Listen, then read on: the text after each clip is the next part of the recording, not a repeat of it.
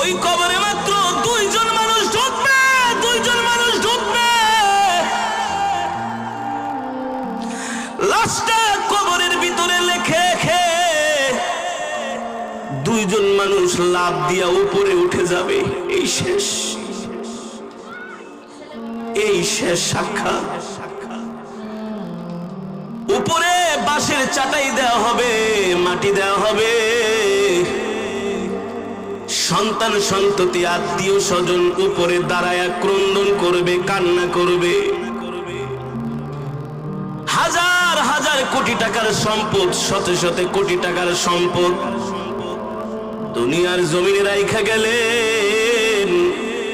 অন্ধকার কবরে একটা টাকা নিয়ে যাওয়ার মতো কোনো ক্ষমতা হলো না। মিনহা